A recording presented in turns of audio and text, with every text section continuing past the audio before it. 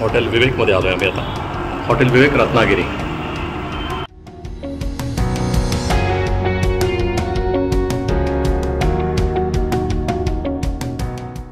इथे आमची रूम आहे 303 नंबर. रूममध्ये डबल बेड, एक सिंगल सोफा सुद्धा आहे ज्याला तुम्ही बेड बनवू शकता.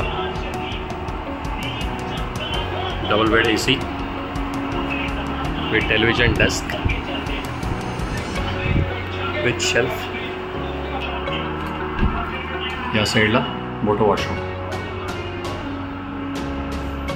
नाईस. विवेक समोरच एक छोटंसं उद्यान आहे. तिकडे विठोबा पालखी याचं छानपैकी पेंटिंग केलेलं आहे. आणि इथून मागच्या साईडला आलात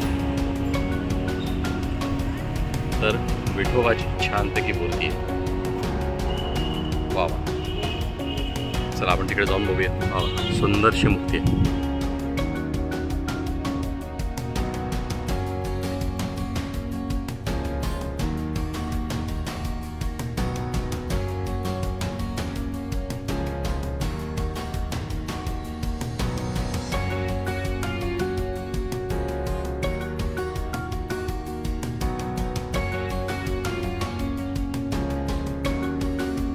संध्याकाळी आम्ही रत्नागिरीतील स्वामी समर्थांच्या मठात गेलो. रत्नागिरीमध्ये साळवी स्टॉपवरून साधारण 5 ते 7 मिनिटं चालत अंतरावर स्वामी समर्थांचा मठ आहे. खूप सुंदर मठ आहे. तिथं आम्ही गेलो, ध्यान मंदिरात बसलो, छान दर्शन घेतलं आणि खूप शांत आणि प्रसन्न वाटलं. रत्नागिरीमध्ये आम्ही आहार रेस्टॉरंटमध्ये जेवलो. तुम्ही माझे जुने व्हिडिओ बघितले तर काही वर्षांपूर्वी मी आहारमध्ये आलो होतो आणि तेव्हा पहिल्यांदा तिकडे झुणका भाकर खाल्लं होतं. अप्रतिम होतं. आणि आजही तिकडे गेलो आणि त्याचे मालक अभय जोग सर ते खूप तेव्हापासून टचमध्ये आहेत आणि खूप खुश झाले. भेटले, बरं वाटलं त्यांनाही आणि मलाही खूप बरं वाटलं. आज तिकडे गेलो आणि तिथे पुन्हा पिठलं भाकरच खाल्लं आम्ही.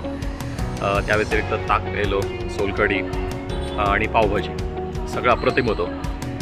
साधारण 1 वर्षापूर्वी त्यांनी अजून एक रेस्टॉरंट उघडलं आहे रत्नागिरीमध्ये, मेजवानी प्युअर व्हेज.